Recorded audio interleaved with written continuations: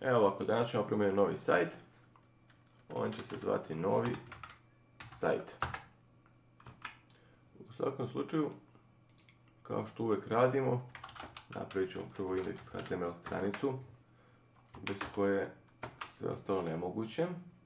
Srećom imamo ova pomagala u editoru da to brže završim, tu birokratiju. I ovako neka bude Lorem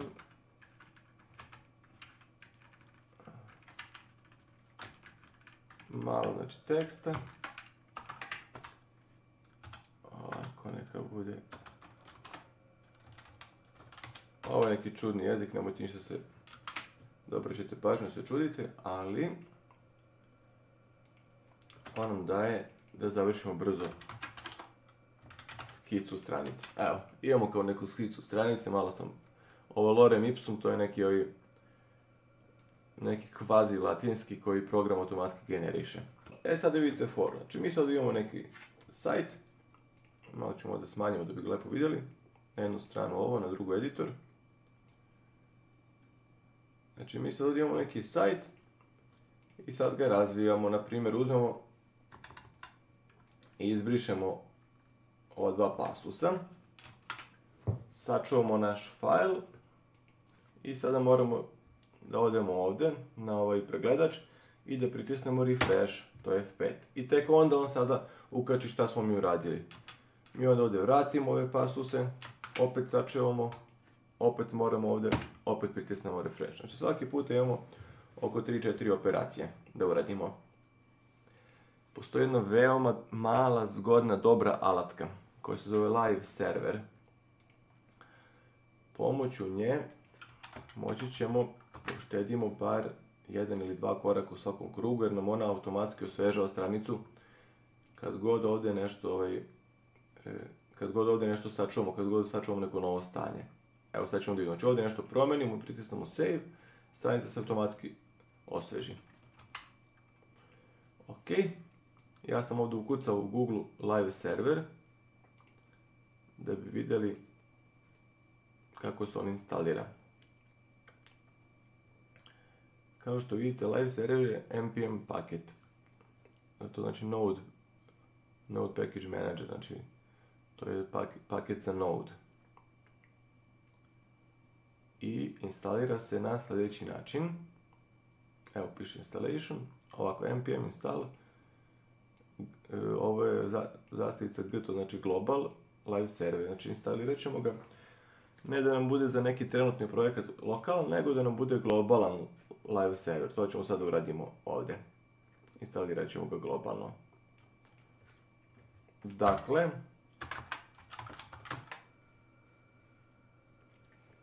ovdje u našoj konzoli ukucat ćemo npm. Samo da kažem ljudima koji još nisu u konzoli da otvore ovu komandnu liniju. Morate imati Node.js da biste to uradili. Pitali su me ljudi na nekim prethodnim video lekcijama zašto insistiram na Node.js-u kada učim početnike, ali upravo zbog ovih stvari da biste od početka bili u JavaScript zajednici, da biste bili prisutni u celom tom JavaScript ekosistemu i da biste mogli koristiti hiljade i hiljade dobrih alatki koje sa Node.js-om imamo na raspolaganju. Evo, ovo je jedna od njih. Znači idemo npm install global live server. Znači instalirat ćemo jedan program koji se zove live server uz pomoć Node Package Managera i on će nam biti globalno dostupan. Evo, to radi ova ovdje linija, to radi ovih nekoliko komandi. Enter. Nešto je krenulo da se instalira.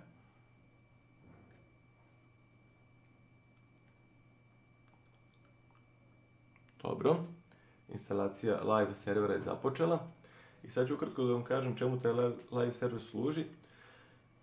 On ima dve namene. Prva je da vam automatski osvežava stranicu i da vam skraćuje vrijeme razvoja i to značajno. Na primjer, kada razvijete nešto mjesec dana, ako svaki put skratite umjesto 3 koraka da imate jedan, to vam značajno skraćuje vrijeme razvoja.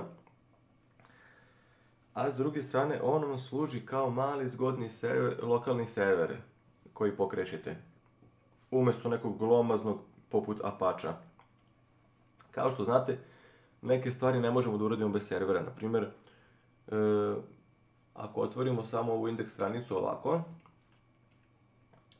da je kao prevučemo ili da je 2 puta kliknemo, ona ovdje gore piše, ima i prefiks file, znači to je protokol, nema onaj HTTP. I kada je tako otvorena, znači sa file sistema, mi ne možemo da učitamo podatke, ne možemo da radimo sa Ajaxom, da šaljemo neke zahteve u pozadini. Ako razvijamo igre, ne možemo da učitamo modele u igre, znači uglavnom dosta smo ograničeni, možemo naravno da radimo s ovim tekstom i sa slikama, ali čim krenemo malo ozbiljniji razvoj aplikacija, znači čim krenemo malo ozbiljniju aplikaciju da razvijamo, vidjet ćemo da ne može bez lokalnog servera. Tako da ovaj live server mali, evo ga, instalirao se. On služi za 2 bitne stvari. Prvo, to nam daje nam lokalni server i sa njim možemo da učitavamo 3D modele, možemo da radimo X komunikaciju, možemo još gomilu drugih stvari za koje nam treba server, a s druge strane to je razvojni server i on nam daje još i automatsko osvježavanje, možda još neke druge alatke koje još nisam ni otkrio. U svakom slučaju taj server je veoma pametan. Za razliku od nekih drugih servera koji ne znaju ni šta da služe, ni dakle da služe, ne znaju šta da rade kad im je port zauzet, ovaj za sve ima rješenje. Ako mu je zauzet njegov port, on automatski pokušava drugi port. Evo sad ćemo da vidimo. Evo ovako, cd novi sajt. Dobro, stigao sam do direktorijuma gdje mi se nalazi sajt koji sam upravo napravio, novi sajt, i sad ću njemu pokrenuti novo instalirani live server. Ovo gore zatvaram.